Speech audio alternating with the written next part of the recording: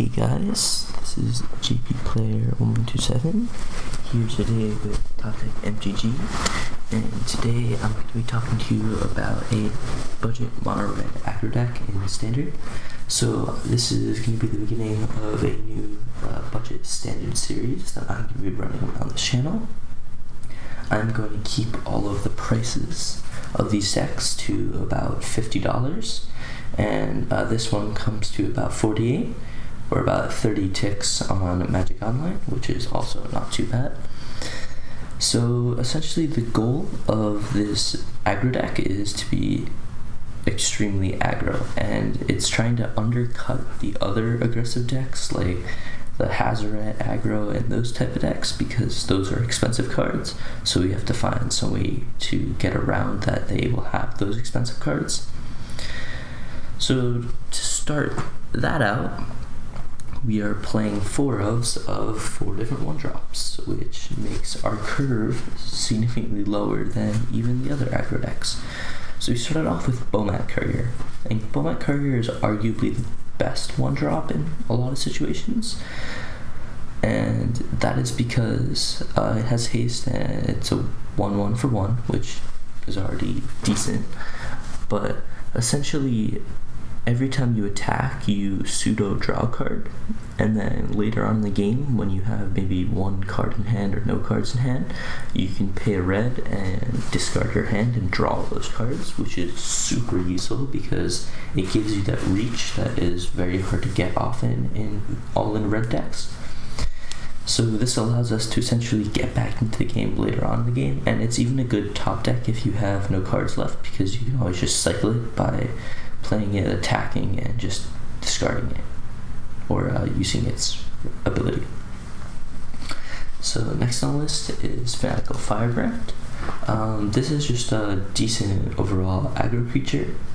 It is a 1/1 for 1 with haste, and then you can sack it to deal damage to your player, so sometimes this is enough to just kill the opponent.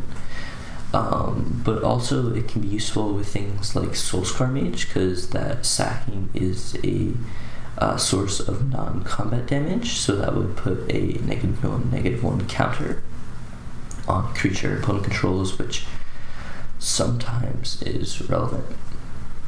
So next we have Gitu Lava Runner, and Gitu Lava Runner gets +1/+0 in haste if you have 2 or more instants or sorceries in your graveyard. So this ability is pretty easy to turn on in this deck. So it just makes this into a 2/2 with haste, which is almost equivalent to like a Goblin Guide type effect. Unfortunately, that's not going to be possible on turn 1, but this will allow you to get in a lot of damage from this 1-drop, specifically just because it does have 2 power a lot of the time. Additionally, Soulscar Mage also has the ability to go up to 2 power with its prowess ability, and it has if a source you deal non-combat damage to a creature opponent controls, put that many -1/-1 counters on it instead. So this is kind of just a really good utility creature in this deck, and often you can play 1/2 spells that trigger prowess in a turn, so you get it up to a pretty decently sized creature for a 1-drop. And you always want to play these 1-drops on turn 1. If you don't have a 1-drop in your hand, you're just really unlucky, and I would definitely mulligan, because as you can see, we are playing 16 1-drops, which is like very high probability of having one in your opener. Sometimes you'll even play 2 1-drops on turn 2 as well. So going up the curve a little, we do have a couple of 2-drops. So we have Earthshaker Kendra, which is probably the best 2-drop. So Earthshaker Kendra has haste, and when it enters the battlefield, target creature with power less than or equal to Earthshaker Kendra's power can't block this turn, but it also has Eternalize, which means that it comes back as a 4/4 from your graveyard. So this card is really, really good at getting in that final bit of damage, or just getting in damage in the early game, because it can make one of their creatures unable to block, and then you just swing with all your creatures. And it is very, very aggressive, and it's a very good card for getting in damage. Also on turn 2, it makes their 1-drop unblockable or 2-drop unblockable, and you can just get in like 3 damage, 4 damage right there. Next we have Karizev's Sky Separator, which is a first strike with Menace for 1 in a red, and whenever it attacks you get a legendary 2/1 monkey creature named Ragavan, and then it exiles at the end of combat. And this is a very aggressively costed creature. It actually takes 3 creatures to block all of the power that it deals, which is ridiculous. And on top of that, it also, when unattested, just deals 3 damage a turn, which is very, very powerful. And lastly, for the creatures in this deck, we are playing a 2 of Oncop Crusher. And Oncop Crusher has haste, and whenever it attacks, you may exert it to make target creature unable to block this turn. So the reason that is super beneficial is because, as I said, with Restrict Cantrip, making one of their creatures unable to block lets you swing in with a bunch of your creatures, which means you can get in a lot of damage in the early game, which is very, very important. So next, we have the spells in the deck. So we are playing a 4 of Shock, a 4 of Lightning Strike, and a 4 of Wizard's Lightning. So Shock is just your standard deal 2 damage to creature player for 1 red. Lightning Strike is 1 in a red, deal 3 damage to creature player, and Wizard's Lightning is 2 in a red, deal 3 damage to any target using new formatting. So it also can cost a single red, making it a lightning bolt if you control a wizard. And if you look at her 1-drops, the Gitu Love Runner and the Soulscar Mage are both wizards. So Wizard's Lightning turns on a decent amount of the time, but it doesn't need to be. It's just a good way to end the game. So for the final card in the deck that kind of holds the whole deck together and lets you end the games pretty quickly is Flame of the Keld. So this is a Saga card that when it enters, you discard your hand.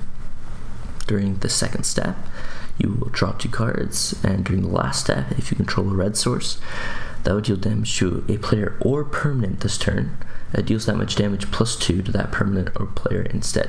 So this card is great for ending the game. So the way that you want to play this deck in general is, the first step is you want to play as many creatures as you can in the early game to get as much damage on the ground as you can. The next step is use all your burn spells to hit their face, and if that doesn't kill them, then you want to play Flame of the Keld to discard your hand, which hopefully should be no cards at that point.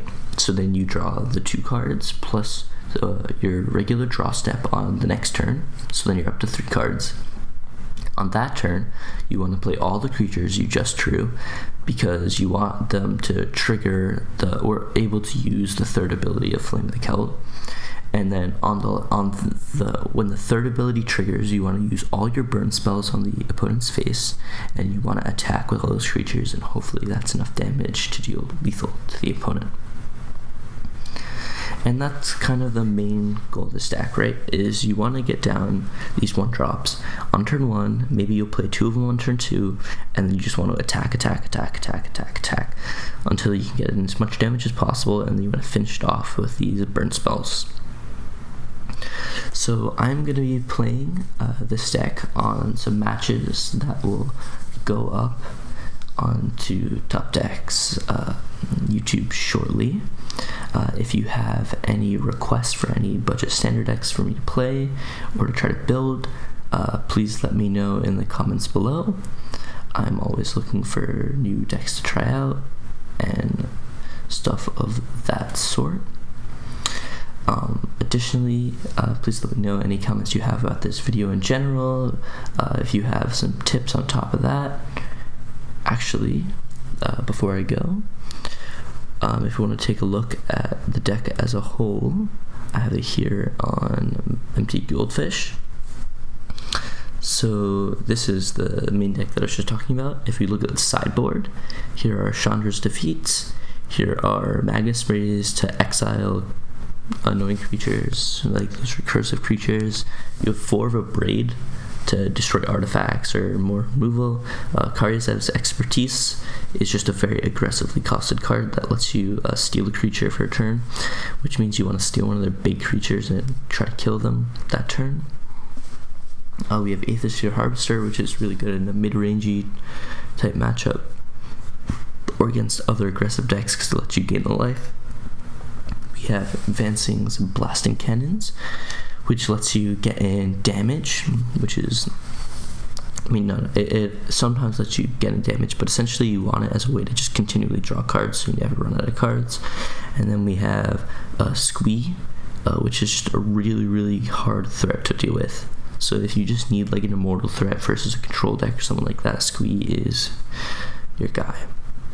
So this deck comes out to, as I said, $48 or 30 ticks, and this deck is reasonably competitive, which hopefully will show through in the matches that will shortly be following. So yeah, thank you for watching. Please let me know if you have any recommendations or anything like that, and yeah, see you guys next time.